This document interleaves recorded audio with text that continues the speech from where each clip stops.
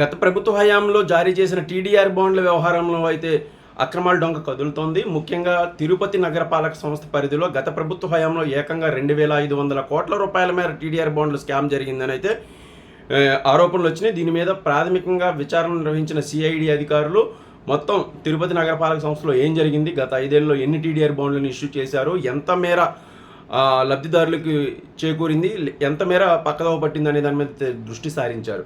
ముఖ్యంగా ఈ టీడీఆర్ బాండ్ల వ్యవహారం కేవలం తిరుపతి నగరపాలక సంస్థకే కాదు, వైసీపీ మంత్రులు అలాగే పెద్ద వాళ్ళు ఈ టీడీఆర్ బాండ్ల స్కామ్లో ప్రధానంగా ఆరోపణలు ఎదుర్కొన్నారు. ఈ టీడీఆర్ బాండ్లు తమ వారికి అలాగే బినామీలకి ఇష్టానుసారం జారీ చేయించుకున్నారు. స్థానిక సంస్థలు లేదా నగరపాలక మున్సిపాలిటీలు సేకరించిన భూమి కంటే అధికంగా టీడీఆర్ బాండ్లను ఇష్యూ చేశారు అనేది ప్రధాన ఆరోపణ. అసలు ఈ టీడీఆర్ బాండ్లు అంటే ఏంటి, ఎలా అవినీతి జరిగింది అనేది అయితే క్లుప్తంగా తెలుసుకోవాల్సిన అవసరం ఉంది.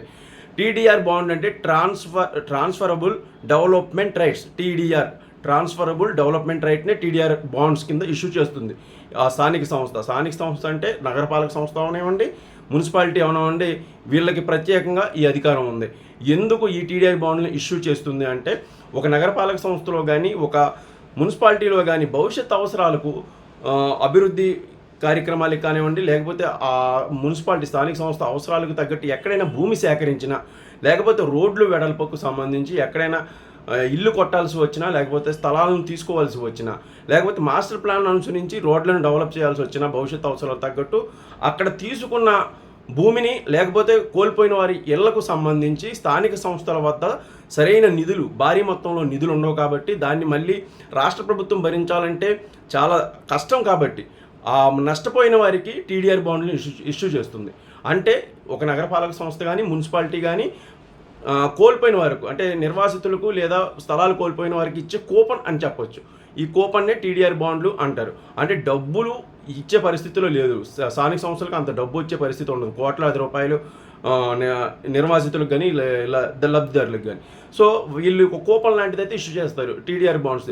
ఈ కూపన్తో ఏం చేయొచ్చు అంటే, మున్సిపాలిటీలో కానీ నగరపాలక సంస్థలో కానీ ఏదైనా ఒక కట్టడం నిబంధనలకు అతిక్రమించినప్పుడు, లేదా అధికంగా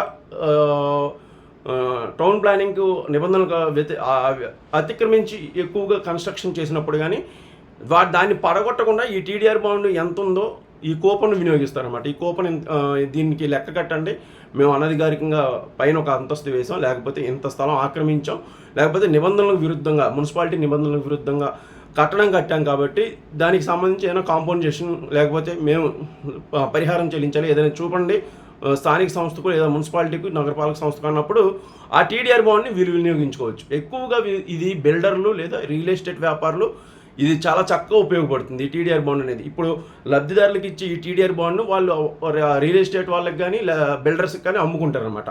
ఇది ప్రాసెస్.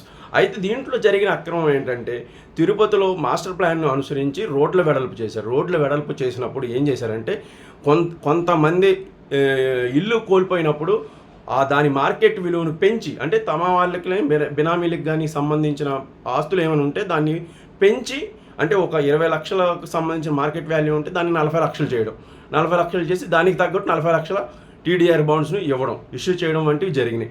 ఇది ప్రాథమికంగా అయితే టీడీఆర్ బాండ్స్లో జరిగిన అవినీతి. అదే ప్రతి చోట అలాగే జరిగింది. తణుకు లాంటి చిన్న పట్టణాల్లో కూడా 650 కోట్ల మేర అవినీతి జరిగింది. భవిష్యత్ అవసరాలకు తీసుకున్న భూమిలో మాజీ మంత్రి కారుమూరి నాగేశ్వరరావు గారు బినామీలకి ఇష్టానుసారం పెంచి, మార్కెట్ విలువను పెంచి టీడీఆర్ బాండ్లను ఇష్యూ చేశారు అనే ఆరోపణలు అయితే వచ్చినాయి. ఇప్పుడు ఇక్కడ అక్కడని కాదు, రాష్ట్రంలో ఉన్న ఎక్కువ నగరపాలక సంస్థల్లో భవిష్యత్ అవసరాలకు సంబంధించి వైసీపీ నాయకులు ఇష్టానుసారం స్థలాల సేకరణ చేపట్టడం కానీ, లేకపోతే టీడీఆర్ బాండ్లు ఇష్యూలో తలదూర్చారు అనడం కానీ, వాళ్ళకి సంబంధించిన అధికారులు, ఐఏఎస్ అధికారులు కూడా ఈ టీడీఆర్ బాండ్ల విషయంలో వైసీపీ నాయకుల మాటలు విని ఇష్టానుసారం ప్రవర్తించారనేది ప్రధాన ఆరోపణ. మొత్తం కేవలం తిరుపతి నగరపాలక సంస్థ పరిధిలో 2,500 కోట్ల టీడీఆర్ బాండ్ల స్కామ్ ఉంటే, మొత్తం ఆల్ ఓవర్ విశాఖపట్నం, ఏలూరు, రాజమండ్రి, కాకినాడ, నెల్లూరు ఇలాంటి చోట్ల కూడా చాలా ఎక్కువ మొత్తంలో ఈ టీడీఆర్ బాండ్ల స్కామ్ జరిగినట్లయితే ప్రాథమికంగా అంచనా వేసి సిఐడికి పూర్తి స్థాయిలో దీని విషయంలో నిజాలు నిగ్గు తేల్చాలని అయితే కూటమి ప్రభుత్వం అప్పగించింది. గత వైసీపీ ప్రభుత్వంలో కీలకమైన పదవుల్లో ఉన్నవారు, మంత్రులు అలాగే కీలకమైన పొజిషన్లో ఉన్న వాళ్ళు కూడా ఈ టీడీఆర్ బాండ్ స్కామ్లో బయటకు వచ్చే అవకాశం ఉంది. సిఐడి విచారణ ఎంత వేగవంతం అయితే అంతమంది నాయకుల బండారం అయితే బయటపడే అవకాశం ఉంది.